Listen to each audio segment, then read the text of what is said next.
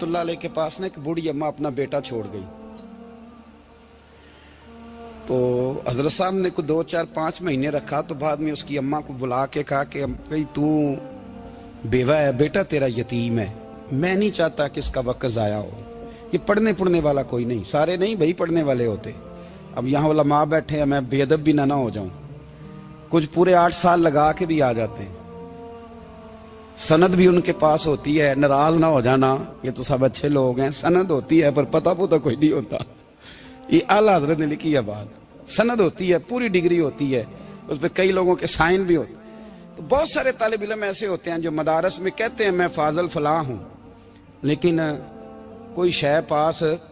तो मौलाना सरदार अहमद साहब मुहद्दिस आज़म पाकिस्तान रहमतुल्लाह अलैह उस बूढ़ी को कहने लगे तेरा बेटा कुंद देना है, पढ़ना पढ़ाना इसने कुछ भी नहीं, तो यतीम बच्चा है, कल को तो कहेगी कि मेरे बेटे ने वक्त ज़ाया किया तो वापस ले जाओ। बूढ़ी अम्मा रोने लग गई, कहने लगी मैं पढ़ाने तो नहीं लाई थी, मैं तो आपको रब का वली समझती हूँ, मैं तो नौकरी कराने लाई थी, नौकरी। हजरत अनस बिन मालिक कहते हैं मेरी अम्मा भी हुजूर की बारगाह में दे गई थी, हुजूर की बारगाह में। ये नहीं कहा था कि या रसूलल्लाह पढ़ा दें, हाँ हाँ मैं जिम्मेदारी से बात कर रहा हूँ। ये नहीं कहा था हुजूर मुजाहिद बना दें, ये थोड़ी कहा था कि या रसूल अल्लाह सल्लल्लाहु तआला अलैहि वसल्लम से मुफस्सिर मुहद्दिस मुहक्किक मुफ्ती बना दें। हजरत अनस की अम्मा कह गई थी सोनिया जब तक ये रहेगा ना आपकी नौकरी करेगा, ये घर के काम काज करेगा, ड्यूटी करेगा, हुजूर ये आपकी नौकरी करेगा। तो मेरे महबूब ने फिर दुआ कर दी, अल्लाह इसे बरकत अता फरमा। तुम समझता है खिदमत वाला खाली रह जाता है? जितना जायका खिदमत वाले को मिलता है, जो उसके नसीब में आता है, वो किसी का नसीब कहां भाई। हजरत अनस कहते हैं हुजूर ने दुआ कर दी, बरकत की। मुझे तो खेती बाड़ी आती भी नहीं थी, पर लोगों के बाग में साल में 1 दफा फल लगता था, मेरे बाग में 2 दफा लगता था। हुजूर ने दुआ कर दी अल्लाह इसे औलाद दे। फरमाते हैं मेरे बेटे, मेरे पोते, मेरे नवासे, मेरी बेटियां, फरमाते हैं मैं जिंदा हूं और मेरी 100 औलादे मौजूद हैं। परेशान हो गया 100 सुन के बच्चे 2 ही अच्छे, 100 औलादे मेरी मौजूद हैं। हजरत अनस बिन मौलाना सरदार अहमद साहब के पास ना छोड़ गई बच्चा, कहने लगी हजरत जी मैं को पढ़ाने के लिए थोड़ा छोड़ गई हूँ, मैं तो इसलिए छोड़ के गई हूँ कि आप मेहरबानी करें, खिदमत कराएं। तो हजरत जी कहने लगे कोई ऐसा काम ही नहीं, खिदमत वाला क्या कराऊं। कहने लगी पट्ठे पवा लिया करो जी। हूं लड़ पैंदे ने, कहने ने बच्चे काम कर दें मदरसे का। हालांकि अब कहाँ बच्चे काम करते हैं, अब तो गुजर गया दौर, अब तो बच्चे काम कराते हैं। अब बच्चे भी नाराज हो रहे हैं, घूर घूर के देख रहे हैं। सही कह रहा हूं आपको, बच्चे काम कराते हैं, बच्चे कहाँ काम करते। कहने लगी ये चारा डाले करेगा आपकी भैंसों को। तो हजरत ने उसको कहा कि बीबी चारा मेरी भैंसों को डालने के लिए मैंने बंदा रखा हुआ है, तो तू जा ले जा। कहने लगी हाथ बांध के हुजूर मेहरबानी करें रख ले, चारा डालेगा। और पुत्र तवज्जो से चारा डालना हजरत की भैंसों को। रोने लगी, हजरत ने रख लिया, महीने का खर्चा भी देते। शाम को ना वो सारा दिन काम करता, शाम को आके पैरों में भी बैठ जाता। हजरत जी लाएं तेल थोड़ा सा, पैर ना दबा दूं। 8 साल साथ वाले पढ़ते रहे, ये बेचारा नौकरी करता रहा। मेरा रूप भी नहीं ते मेरा रंग भी नहीं, और मैनू यार मनान दा टंग भी नहीं। कभी कभी ना हजरत बिलाल हबशी फारग होते ना, तो नबी पाक की बारगाह में अर्ज करते हुजूर कोई काम तो नहीं, सारे हो गए, हुजूर जाऊं जरा, चले जाते। एक दिन सलमान फारसी कहने लगे या रसूलल्लाह ये बिलाल कहाँ जाता है। फरमाया जा देख के तो आ। हजरत सलमान वापस आए तो आके रोने लगे, कहने लगे सोनिया जब यहाँ से जाता है ना तो जाके सैयदा फातिमा की चक्की पीसनी शुरू कर देता, बीबी साहबा के काम करने लगता है, घर में जाके असनैन की ड्यूटी करता है, वहां भी काम यहाँ भी काम। वो चारा डालता रहा, उसने चारा डाला। हजरत मुहद्दिस आज़म की भैंसों को दस्तारे फजीलत का वक्त आ गया, सारे पगड़ियां सजा के आ गए, आज दस्तार होगी। ये ना पीछे होके बैठ गया, चूंकि पढ़ा ही नहीं था तो दस्तार का है कि दस्तार तो उसकी जो पढ़ेगा, हमने तो पढ़ा ही नहीं, हमने तो यार पढ़ा, घर पढ़ा, ड्यूटी करी।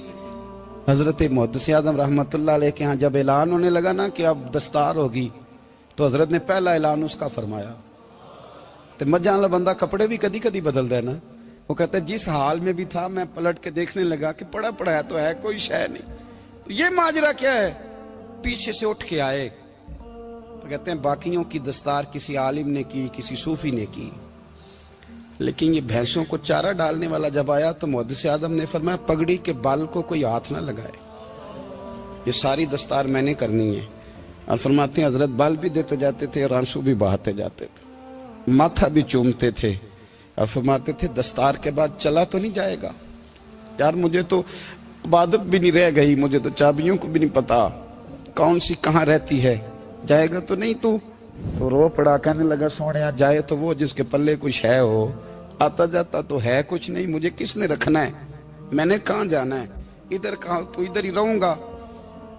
وہ اس طالب علم کے سارے استاد بھائی کہتے ہیں اس نے دستار کرائی, پڑھا پڑھایا کچھ نہیں, پر جو مسئلہ اڑ جاتا تھا نا, وہ جو اڑ جاتا تھا نا, وہ جا کے اس سے پوچھتے تھے تو کتابیں کھولنے کی ضرورت نہیں پڑتی تھی. حضرت ام سلمہ رضی اللہ تعالیٰ عنہ کہتی ہے میں نے عرض کی یا رسول اللہ صلی اللہ علیہ وسلم میری بچی بڑی بیمار ہے, تو مجھے کسی نے کہا ہے یہ تھوڑی سی نشے والی چیز ہے, یہ بنا کے تیار کر کے دو صحیح ہو جائے گی, بیمار ہے بچی تو یہ نشے والی چیز ہے, اس کو تیار کر کے دو, تھوڑا نشہ ہے. اگرچہ بعض, میں نے شروع میں کہا, بعض لوگ مریض کو, سخت مریض کو ایسی ادویات جو مجبوری بن جائے اس کی گنجائش اور اجازت دیتے ہیں. محتاط علماء تو اس میں بھی بہت ساری چیزیں پہلے بیان کرتے ہیں, لیکن اس نے کہا جی نرا نشہ دینا ہے شفا کے لیے. حضرت ام سلمہ کہتی ہے میرے نبی پاک نے میری طرف دیکھا, میری طرف, تو میں نے کہا یا رسول اللہ آپ کیا فرمانا چاہ رہے ہیں؟ تو نبی پاک نے فرمایا ام سلمہ کبھی ناپاک چیز میں بھی شفا ہوئی ہے, کبھی ناپاک چیز میں بھی, کبھی شراب اور خمر میں بھی شفا ہو سکتی ہے.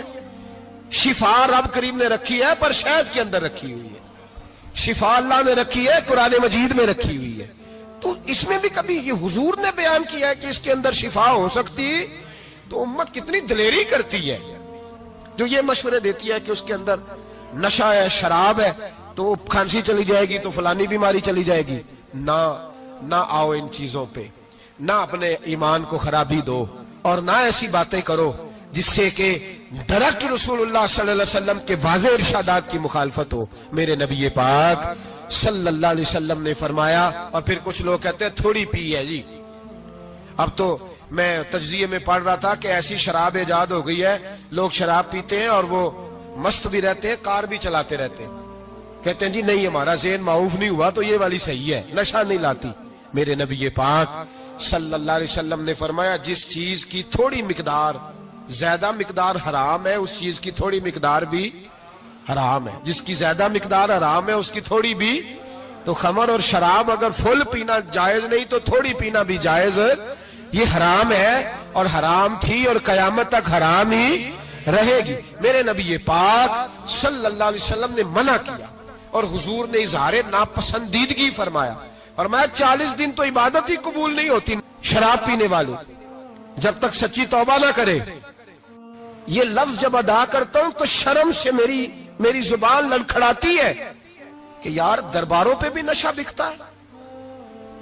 میں یہ بات کر رہا ہوں صوفیاء کا ترجمان, درباروں پہ, مزاروں پہ, اور سجادہ نشینوں تمہیں زمین نگل جائے, آسمان تمہیں لے اڑے, تم پر قہر نازل ہو, تم نے باپ دفن کر کے تو وہاں نشے کا اڈا بنا لیا, ماؤں سے بیٹے چھیننے لگے ہو, عورتوں کے سروں سے کپڑے چھیننے لگے ہو, سہاگ مارنے لگے ہو, بیٹیاں اور بیٹے یتیم کرنے لگے ہو, نشہ بیچتے ہو درباروں اور مزاروں پہ.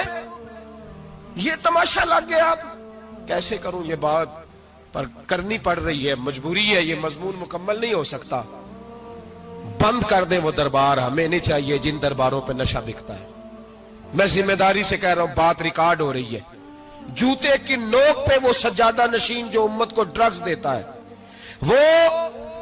وہ سجادہ نشین کا ڈیرا نہیں, وہ گند کا اڈا ہے, وہاں سے فیض نہیں مل رہا, امت کی تباہی ہو رہی ہے. بتا دو, پھیلا دو, اس کو اعتراض کرنا ہے کرو.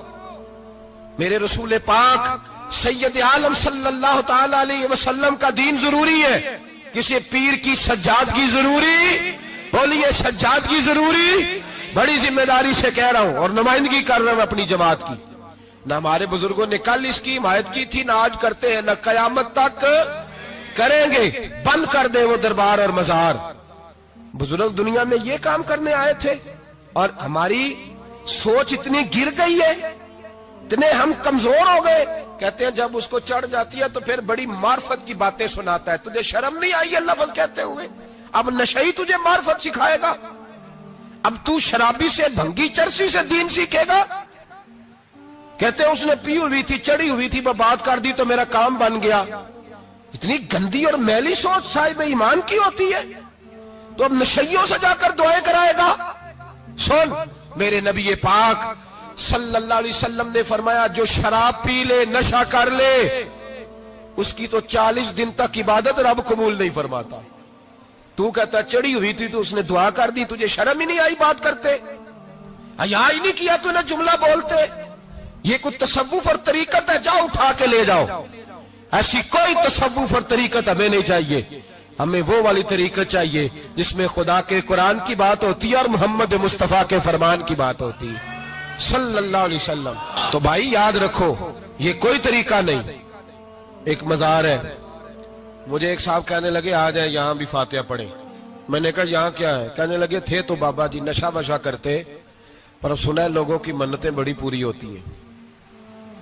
مجھے جذبات بڑے کم آتے ہیں۔ میں نے اس آدمی کو گریبان سے پکڑ لی، میں کہ ادھر ہٹ، وہ تو نشہ کرتا تھا اور تو جاتا تھا، تیری یہ کیسے طاقت ہوئی؟ تو نے مجھے مشورہ دے دیا، تو ہمیں کمزور سمجھتا ہے؟ ہم کمزور ایمان کے لوگ ہیں، اور میں یہاں تجھے کہوں گا نہیں نہیں میں یہاں نہیں جاتا، میں وہاں جاتا ہوں۔ بالکل کوئی لگی لفٹی بات نہیں، کھری بات۔ تصوف وہ، دربار وہ جہاں قرآن پڑھا جائے اور رسول اللہ کی حدیث سکھائی جائے، باقی کوئی مطلب نہیں کسی قسم کا۔ میں داتا صاحب کبھی جاؤں نا جلسہ کرنے کسی کام سے، کسی تقریب میں، تو میں داتا صاحب کے مزار پہ نہیں جاتا۔ میں کہتا ہوں یار یہ یرانہ نہیں کہ بندہ کسی کام آیا تھا تو فاتحہ پڑھ لی، واپس چلو۔ گکھڑ سے سپیشل آئیں گے داتا صاحب کے مزار پہ حاضری دیں، اور میرے سنگی گواہ ہیں کہ میں سپیشل ٹائم نکال کے بہت سارے کام چھوڑ کے سپیشل جاتا ہوں، اور میں مراد ماننے نہیں جاتا، میں داتا صاحب کا شکریہ ادا کر دے جاتا ہوں۔ میں ان سے کہتا ہوں حضور آپ کی مہربانی، آپ یہاں آئے تو ہمارے بڑے بھی رسول اللہ کے غلام بن گئے۔ میں تو سلام عقیدت پیش کرنے جاتا ہوں۔ ہم مزارات پر جانے کے قائل نہیں، بلکہ ہماری تو عقیدت کا درجہ ہی مکمل نہیں ہوتا جب تک ہم مزار پہ سلام نہ کریں۔ پر مزار داتا صاحب کا، مزار خواجہ معین الدین اجمیری کا، مزار غوث اعظم جیلانی کا، مزار محدث اعظم مولانا سردار احمد کا، مزار اولیاء کا، مزار میاں شیر محمد شرک پوری کا، مزار رب کریم کے بندوں کا۔ بھنگیوں چرسیوں کے مزار نہیں ہوتے، اور نام ان مزارات کے قائل ہے، بالکل قائل نہیں ہم۔ میں تھوڑے دن پہلے لاہور گیا تھا، تو میں کار میں میاں صاحب میاں شیر محمد شرک پوری کا ذکر کر رہا تھا۔ میں اپنے دوستوں سے کہہ رہا تھا یار بہت بڑا بابا ہوا ہے، تو مجھے کہنے لگی کرامت کیا ہے؟ میں نے کرامت یہ ہے کہ ساری زندگی سنت کا درس دیا ہے۔ تو مجھے کہنے لگے آپ کبھی گئے نہیں؟ میں نے کہا میں اسپیشل گیا تھا، اور تھوڑے دنوں کے بعد پروگرام بناؤں گا تو میں ساتھ لے کے جاؤں گا۔ ہم مزارات کے قائل ہیں، حاضریاں دیں گے مزاروں پہ، لیکن بھنگیوں چرسیوں کے مزاروں پر جانے کے قائل ہیں؟ زور سے بولے، یہاں جانے کے قائل ہیں؟ کوئی عقیدہ نہیں ہے ہمارا۔ نشہ بکے گا اب مزاروں پہ، اب یہ تصوف ہوگا وہاں، یہ طریقت ہوگی۔ اور ملت پر رحم کھاؤ خدا را۔ اگر تمہارے قومی ادارے کہتے ہیں رپورٹ کرنے والے کہ 70 لاکھ پاکستانی نشہ کرتا ہے، تو کیا تمہیں یہ نہیں پتا کہ نشہ بیچتا کون ہے؟ کیا تمہیں یہ نہیں پتا کہ ڈرگز کا کاروبار کون کرتا ہے؟ اگر تمہیں یہ پتا ہے تو کیا یہ خبر نہیں تمہیں کہ ان رگوں پر یہ خون اتارتا کون ہے؟ میں اپنے بزرگوں سے معذرت کے ساتھ، نشے کا آغاز، ناراض تو نہیں ہو جائیں گے بزرگ، نوجوانوں کو میں لتاڑ لیتا ہوں لیکن بزرگوں کی عزت کرنا سنت ہے، تو میں بزرگوں سے معذرت کے ساتھ یہ یوں سمجھ لیے خوگرے حمد سے تھوڑا سا گلا بھی سن لے۔ نشہ سگریٹ سے شروع ہوتا ہے، سگریٹ سے۔ میں تمباکو کو حرام نہیں کہتا، یہ فتویٰ نہیں دے رہا۔ تمباکو کا حکم وہی ہے جو مولی کا ہے، جو کچے پیاز اور لہسن کا ہے، کہ آپ جب کھا لیتے ہیں تو منہ سے بدبو آتی ہے، تو آپ مسجد میں آئے تو آنے سے پہلے مسواک کریں، منہ صاف کریں، پھر آپ آ جائیں۔ تو جائز ہے، مکروہ ہے لیکن حرام. لیکن تمباکو سے آگے جب حالات بڑھتے ہیں، تجزیہ نگاروں نے لکھا ہے کہ ہمارے پنجاب کے کچھ علاقوں میں اب سگریٹ سے نکال کے نا، پہلے بھی بھرتے تھے لوگ اس میں بڑا کچھ، اب پتہ ہے کہ نیا نشہ ایجاد کیا ہے. اب اس کے اندر چربی بھرتے ہیں اور چھپکلی کو مار کے، سکھا کے، خشک کر کے، اس کو پیس کے وہ ساتھ نشے کے ملاتے ہیں. اور اس کا حال یہ ہوتا ہے کہ آدمی کو زیادہ نشہ ہوتا ہے، اور کہتے ہیں وہ اتنا گند ہے کہ وہ آدمی کسی کو دانت بھی لگائے گا تو وہ بندہ بھی بیمار ہو جائے گا. کیا یہاں لوگ اسپرٹ نہیں پیتے آپ کے ملک میں؟ اور ہم کبھی سڑک پہ جاتے ہیں تو نشئی کو دیکھ کے مذاق کرتے ہیں، دیکھنا میں ہارن لگاؤں گا تو گاڑی کے ہارن سے گر جائے گا. لیکن تجھے پتا نہیں کہ یہ کسی ماں کا بیٹا ہے، پتا نہیں کسی بیوی کا شوہر ہے. ایک ہمارے دوست ہیں، بزرگ ہیں، ان کا داماد فوت ہو گیا، نشہ کرتا تھا. تو میں تعزیت کرنے ان کے گھر پہنچا تو کھڑے ہو گئے ہاتھ باندھ کے، کہنے لگے حضرت صاحب باقی ساریاں گلاں چھڑ دیو، صرف نشے تے تقریر کریا کرو. وہ جب جیتا تھا تو تب بھی اس کے بچے یتیم ہی تھے، یتیم ہی تھے. میری بیٹی جب میرے گھر آتی تھی اور میں اپنے پوتوں کے اتنے کپڑے اسے پہننے کو دیتا تھا تو میرا کلیجہ پھٹتا تھا.